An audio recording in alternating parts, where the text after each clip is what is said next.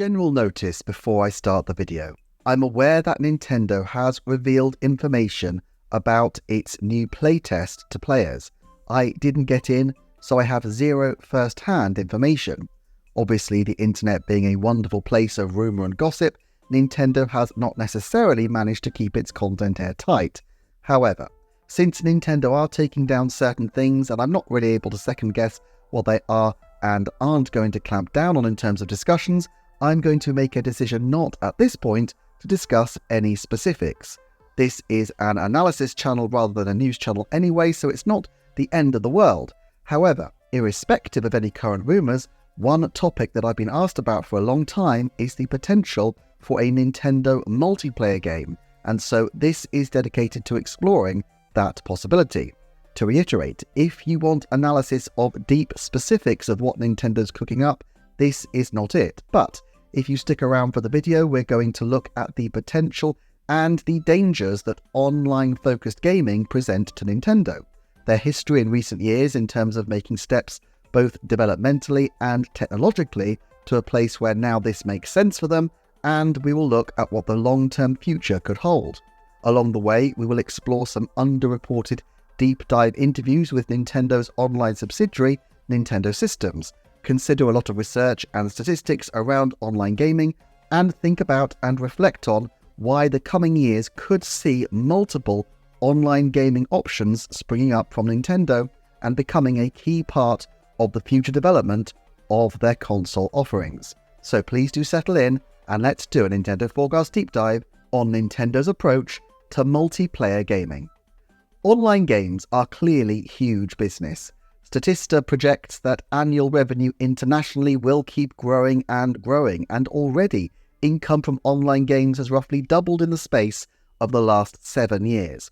Given the huge success of the genre in recent years, with examples as diverse as the hyper-competitive Fortnite and the more creativity-minded Minecraft and Roblox, surely this genre has become one of the defining new video game trends of the last decade. While online games are hugely popular, there is evidence that particularly in Japan, they are viewed more negatively, and so we need to talk about how Nintendo will make what could be a huge gamble for them work. What changes have been taking place behind the scenes? Which strategies will they be using within the game experience itself? And how could they position a title to ensure that it stands the best chance of becoming a new social phenomenon, perhaps even as big as titles like Minecraft and Roblox? So, the financial opportunities a potential MMO, massive multiplayer online game, represents hardly need to be spelt out. In 2024, Roblox had over 200 million monthly active users and nearly 80 million daily users. By comparison, Nintendo achieved 38 million paid Nintendo Switch Online subscribers by the end of September 2023. We are talking numbers of a completely different order of magnitude. Minecraft especially is massive in Japan, and you can see this if you go onto Nintendo's own Japanese YouTube channel and search videos by popularity. A good half of the most popular videos on the channel feature Minecraft gameplay, more than any other individual franchise, including ones that Nintendo own. And that's on Nintendo of Japan's own YouTube channel. Reportedly, Minecraft on Switch sales are somewhere north of 5 million overall, but on the Switch, the game has regularly topped out the Japanese sales charts even years after its launch, notably in August 2021, when Skyward Sword HD was only a few weeks on the shelves. Minecraft pushed its way to the front. Now look, Nintendo is highly resistant to following trends, and I don't think it's a surprise that for the lifetime of the Switch, they have generally steered clear of anything that looks explicitly Minecraft-like in style. But they're not completely averse to trends either. The 99 games adapt the Battle Royale format, while Zelda Tears of the Kingdom very explicitly allows players to build items using Link's powers. Clearly, it's nowhere near the scale of a Minecraft project, but there is still considerable interest from the Nintendo developers. Moreover, the market in Japan is continually expanding, with now 93% of households having broadband access since August 2023, and a majority of those now are using optical fiber or mobile phone lines. This isn't quite as large as other countries, but it still represents a vast and growing market, and the kinds of people who are most engaged by these games are exactly the kinds of younger players Nintendo need to come on board with their content in a big way if they are to inspire the next generation of gamers to the same degree as those who have gone before. Now, some of the opportunities that this presents also represent dangers.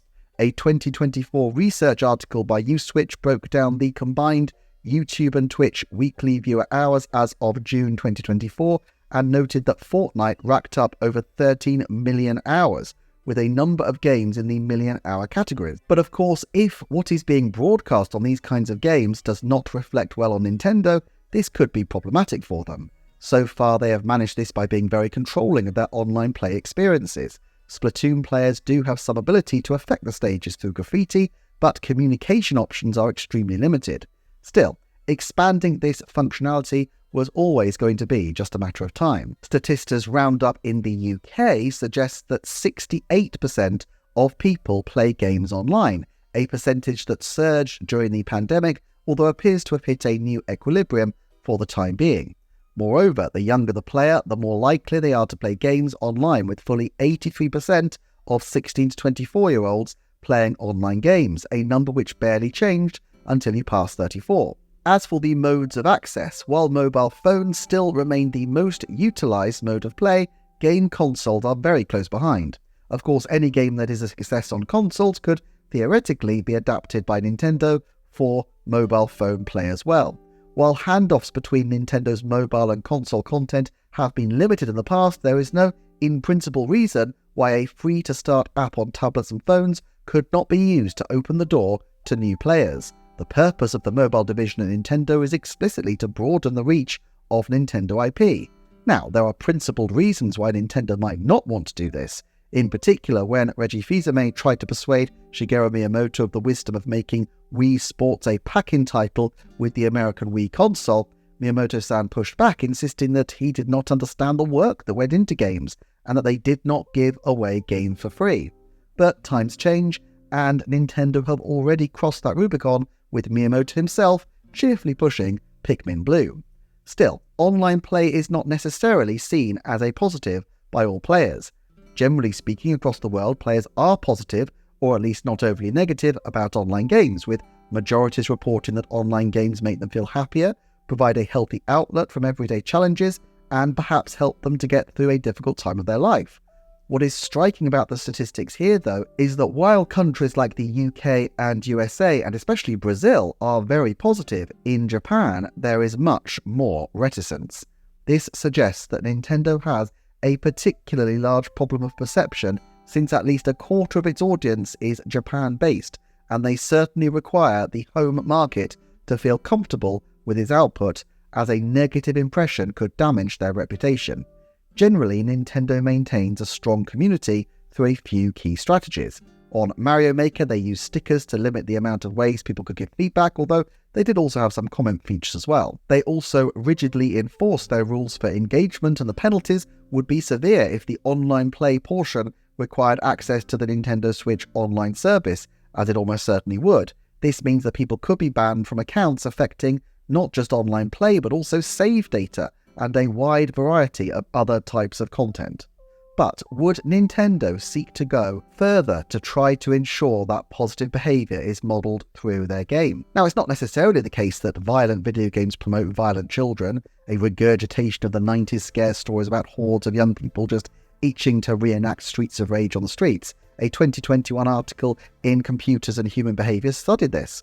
The article was called The Fortnite Social Paradox: The Effects of Violent Cooperative Multiplayer Video Games on Children's Basic Psychological Needs and Pro-Social Behaviour.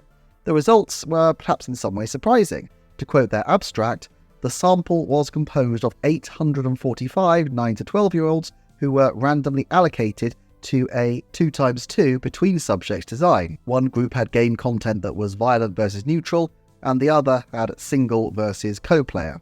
After playing one type of video game, the participants were asked to engage in two types of pro-social tasks where they could provide assistance to the experimenter and donate money to charity. Compared to the single-player conditions, the participants in the cooperative conditions engaged in more pro-social behaviours. The violent co-player condition was associated with more helping behaviours than the neutral co-player condition.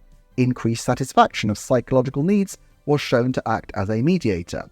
The social context and the psychological experience influenced the participants' pro-social behaviour more than the formal content of the game. Basically, just because a game channels aggression doesn't necessarily mean that it promotes aggressive actions out of the game world. Now, this is one study and there are many others out there, perhaps with different takes.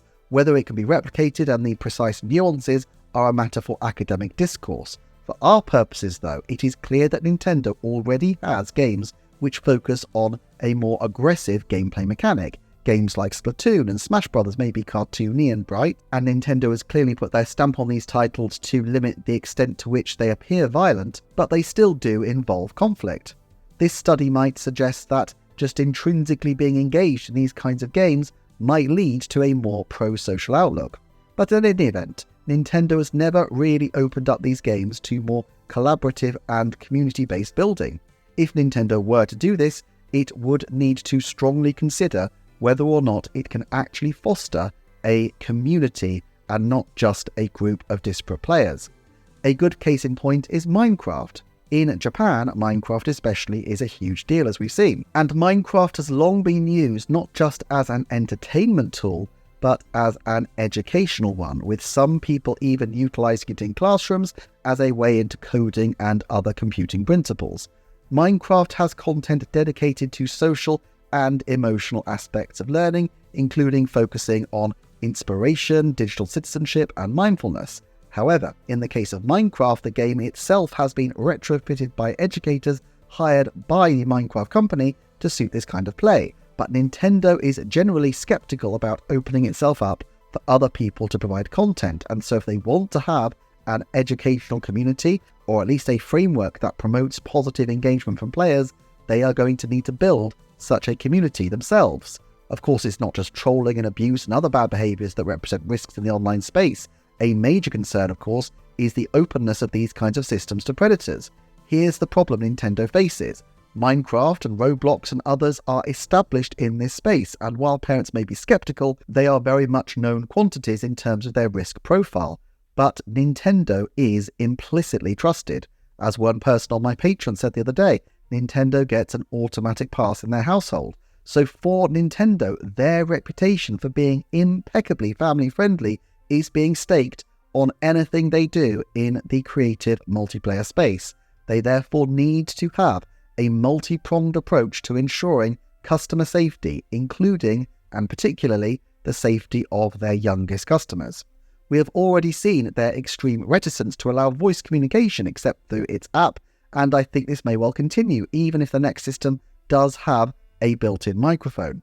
While that doesn't mitigate the risks of malign actors utilising Nintendo's offer, it does make it far more difficult for those people to operate, and at least there is some distance from Nintendo if people utilise a phone. Still, Nintendo doesn't want malicious actors accessing these kinds of games at all. Nintendo has allowed very limited creativity, as through games like Mario Maker, and potentially people could use the postbox service in Splatoon and can leave their own stamps on stages in the form of graffiti, something which occasionally does lead to personal messages or political statements, but having something on the scale of, say, a Minecraft or a Roblox is a whole new level of complexity.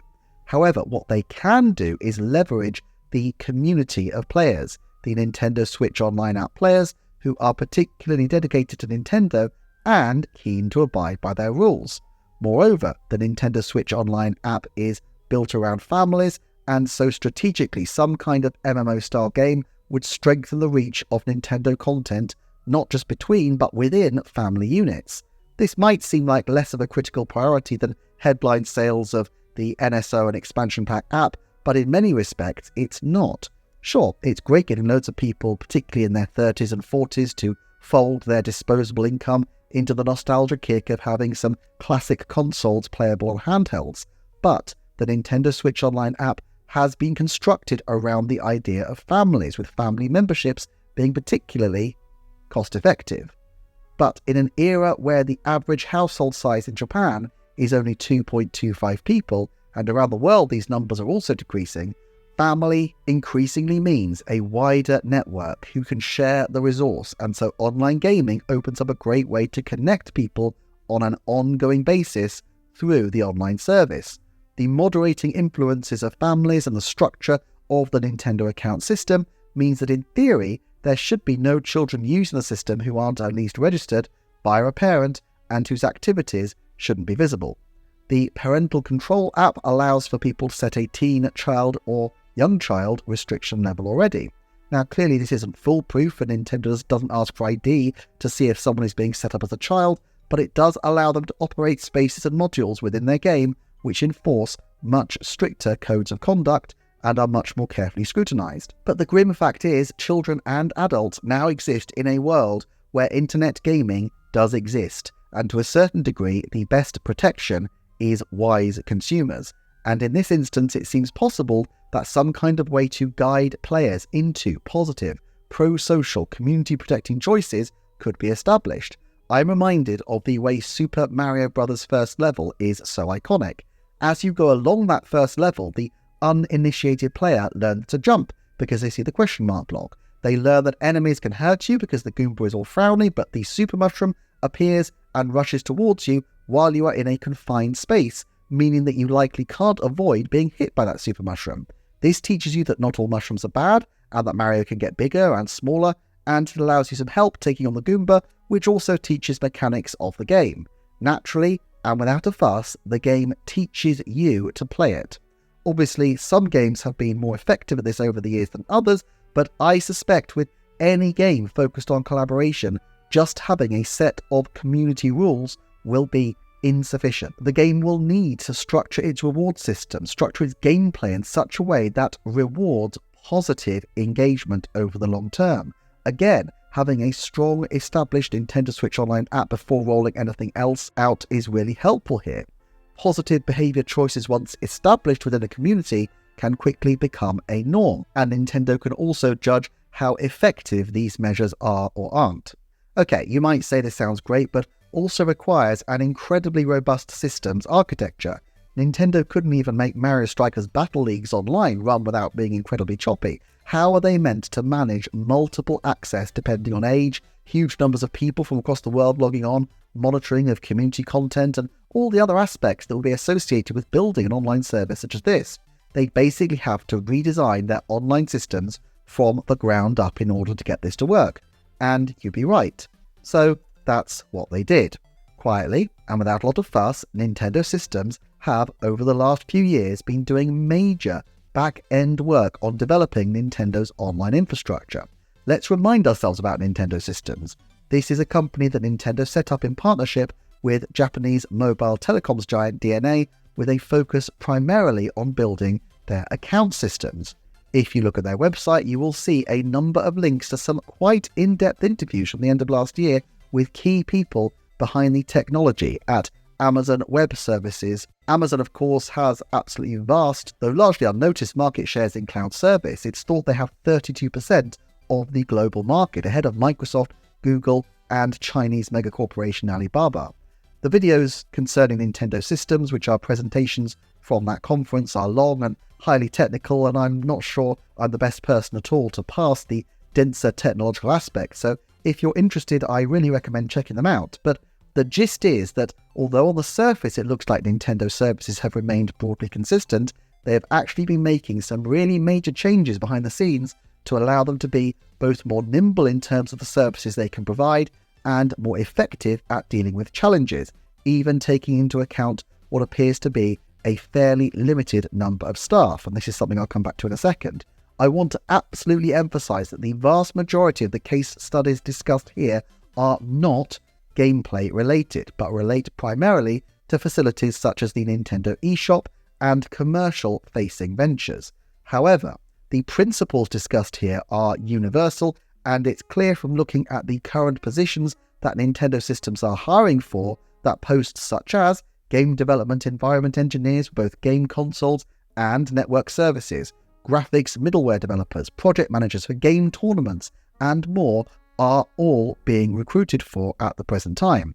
Nintendo Systems runs Nintendo's eShop system, but this is not all they do, and their core principles of how they operate are unlikely to be drastically different between their sales and gameplay-focused areas.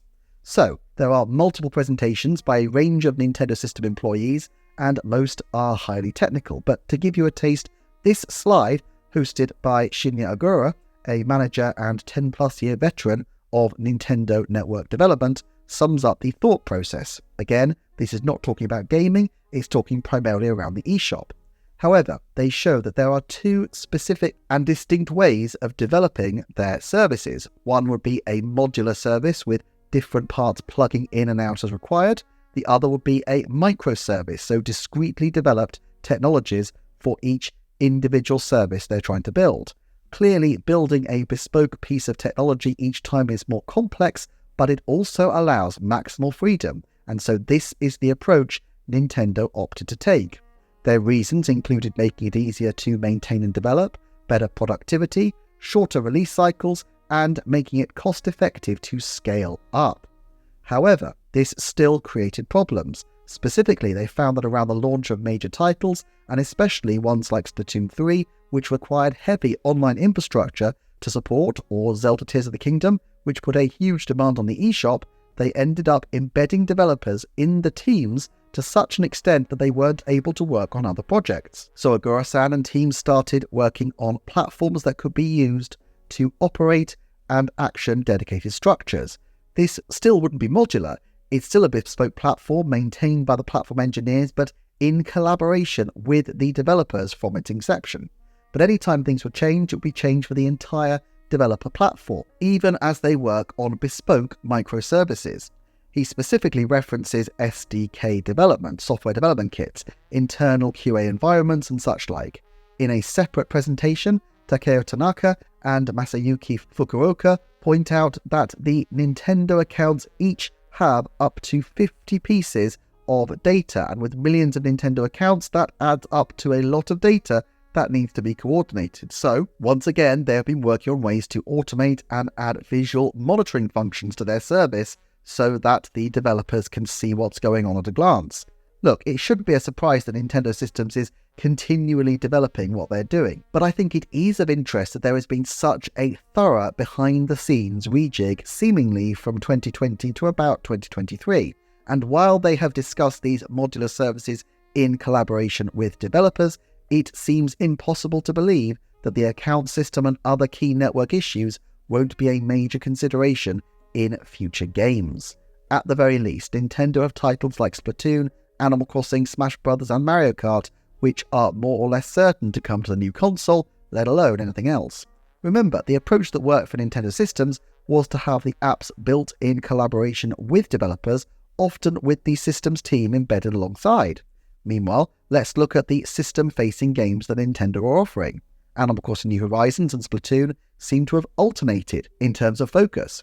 When Animal Crossing was really big in 2020 and 2021, Splatoon was in a relative hiatus, and Animal Crossing New Horizons was retired as a game with intensive updates before Splatoon 3 took over big time at the end of 2022. Apart from Splatoon 3, are there really any other games in the last half-decade that have heavily utilised online? I mean, sure, Super Mario Bros. Wonder had some online features, but hardly ones to write home about.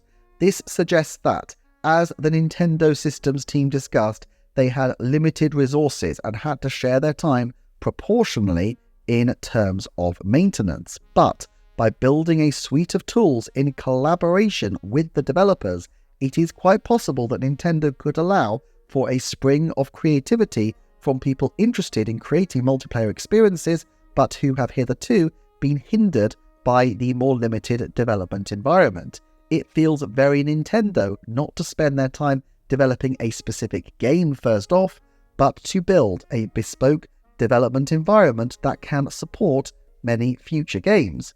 Isn't this something that led to the long development times of Breath of the Wild and Tears of the Kingdom after all?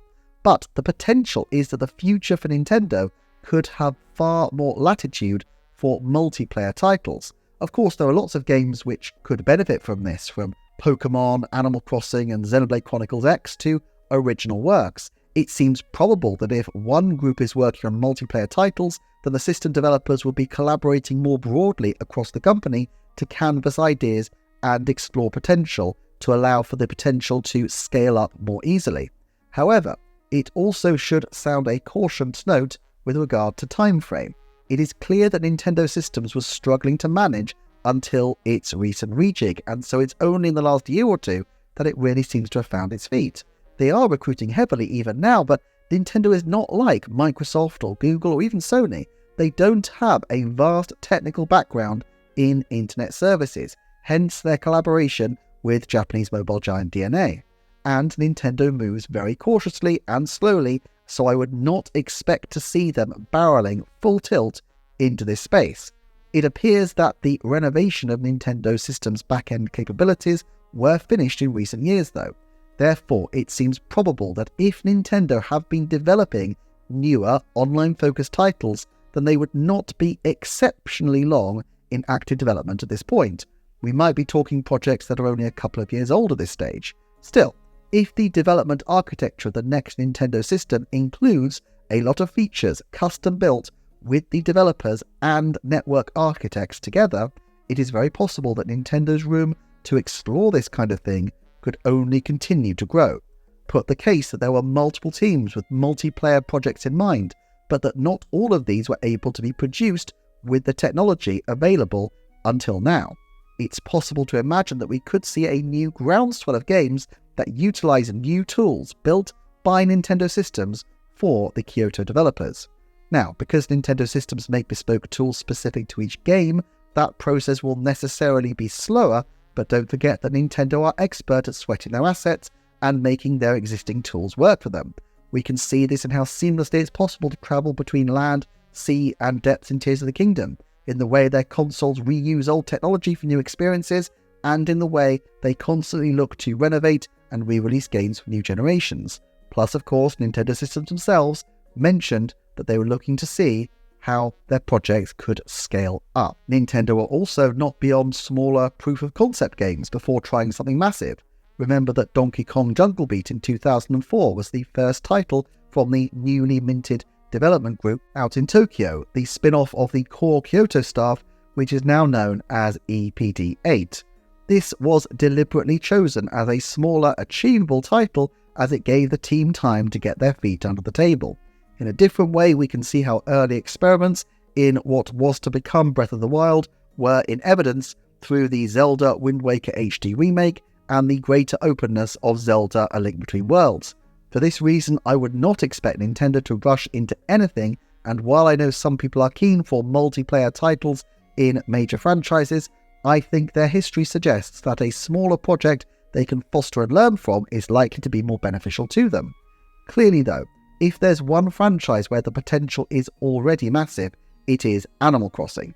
Animal Crossing was a vast breakout on 3DS where it topped 13 million sales, became even bigger against the backdrop of the global circumstances during the pandemic, and is now a major IP for the company with a huge potential for the future.